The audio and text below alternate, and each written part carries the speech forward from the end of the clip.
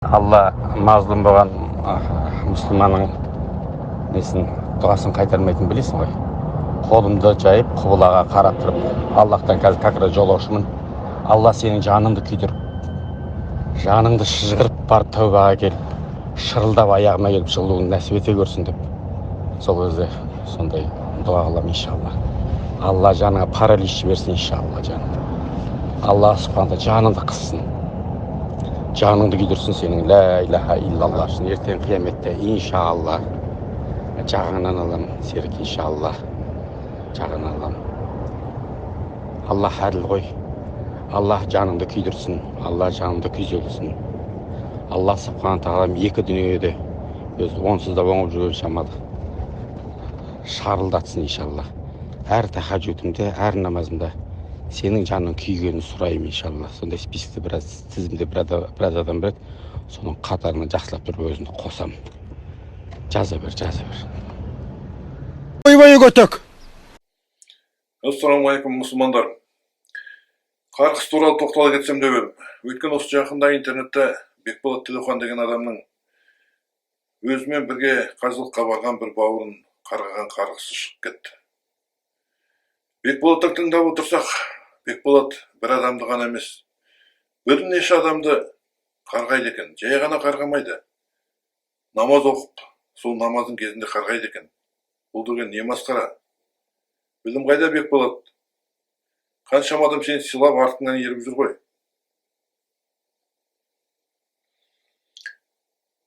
Елге уағыз айтып, дінге шақырып жүрген адамның өзінің діннен еш хабары болмағаны ма деген сұрақ туады бұдан кейін. Бекболат жай ғана көшеде жүрген адам емес, ол депутат. Халық сыйлайтын, халық оның сөзіне сеніп артынан еретін адамдардың бірі.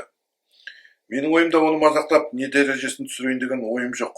Арам ойым жоқ екенін Аллахқа куә. Мен оны танымаймын да, баяғыда Үрімшіден бір рет самолетпен бірге ұшып келгенбіз. Менің артымда отырды. Сонда бірінші рет көргенмін, сосын көрмедім. Егер танысам, осы сөздерімді оның көзінше айтар едім. Бірақ менің ойымша ол оңайлықпен сөйлейтін адамға ұқсамайды. Сондықтан осылай әдейі видеоға түсіріп, елдің алдына шығармасыма болмады. Тек осылай ғана елден ұялып барып өзгеретін шығар. Қатты ойланып, қатындар сияқты қарғағанын қоятын шығар, дұрыс жолға түсер деген ниетпен осы видеоны жаздым. Тағы да айтам, басқа арам ойым болмады. Бұл қарғыс туралы тақырып тек Бекболатқа ғана емес. Көптеген қазақтарымызға, әсіресе хиджаб киіп алып, елдің бәрін қарғайтын мұсылман қыз-келіншектерімізге арналады. Интернетке кіре қалсаң, бірін-бірі қарғап жатқан адамдар, жасы да бар, кәрісі де бар. Қой десең қоймайды. Ал енді тыңдап көріңіздер, қарғыстың қандай үлкен күнә екендігін. Қарғыс деген сөз араптың лағын деген сөзінен шыққан. Қазақтар оны лағынет деп айтады. Бұл деген Аллахтан және адамдардан алыстату, Аллахтың мейірімінен, рахымынан, бәрекатынан айыру деген мағынаны білдіреді. Сондықтан қарғыс ең үлкен күнәлардың қатарына жатады, және қарғауға шариғатымызда рұқсат етілмеген. Құранда Аллах тағала, шынында мұғминдар біріне бірі бауыр, бірімен бірін татуластырыңдар, Аллахтан қорқыңдар, сонда мүмкін сендерді кешірермін дейді. Пайғамбарымыз саллаллаху алейхи уассалам, мұсылмандар біріне бірі бауыр, егер ренжіп қалсаңдар, 3 күннен артық ренжімеңдер дейді. Ал енді Бекболатқа келетін болсақ, 3 күн емес, өмір бойы ажал келгенше осылай қарғап өтетін адамдардың біріне ұқсайды. Пайғамбарымыз саллаллаху алейхи уассалам, кімде-кім мұсылманды қарғаса, оны өлтіргенмен бірдей дейді, Бұхари мен Мүслимде. Құранда Аллах тағала Әл-Маида сүресінің 32-ші аятында былай деп бізге ескертеді. Егер біреу-біреуді өлтіретін болса, онда ол бүкіл адамзатты өлтіргенмен бірдей. Егер біреу-біреудің жанын аман сақтап қалса, онда ол бүкіл адамзаттың жанын сақтап қалғанмен бірдей дейді.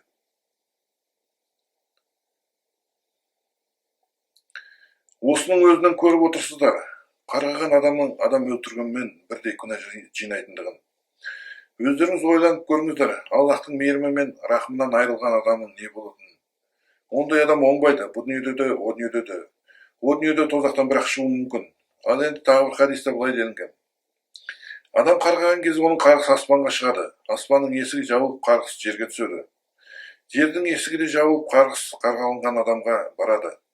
Егер ол қарғауға жатпаса, онда қарғыс айтқан адамның өзіне қайтып келеді дейді Абу Даудта. Сондықтан біреуді қарғап, оны Аллахтың мейірімі мен рахымынан алыстатамын деп жүріп, өзіңіз Аллахтан алыстап кетпеңіз. Бекболатпен қарғауды жақсы көретіндер осыдан кейін қарғыстарыңды тоқтатасыңдар деп сенемін.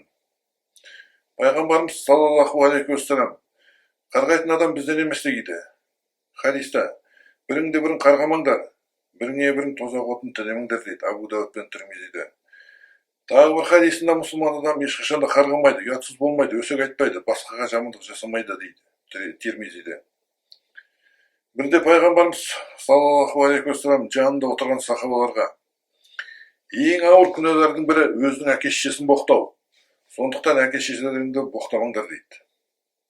Отырғандар: өз әке-шешемізді қалай боқтаймыз? Біз әке-шешемізді жақсы көреміз ғой деп ұқпай сұрайды. Пайғамбарымыз саллаллаху алейхи уассалам былай деп жауап береді: егер сен біреудің әке-шешесін боқтасаң, ол сенің әке-шешеңді боқтайды. Сондықтан біреудің әке-шешесін боқтау өзінің әке-шешеңді боқтаумен бірдей дейді. Бұл хадис Бұхари мен Муслимде келтірілген.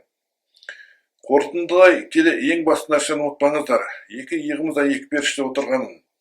Аузыңды аштың ба бәрін жазады да, о дүниеде айтқан сөзіңнің бәріне жауап беруіңе тура келеді. Айтқан сөзіңе ғана емес, ойлаған жаман ойыңа дейін жауап беруге тура келеді. Бұл Құранда жазылған. Сондықтан сөзіңізге де ойыңызға да сақ болыңыздар. Менің сайтыма кіріңіздер. Сайтым islam.kz деп аталады.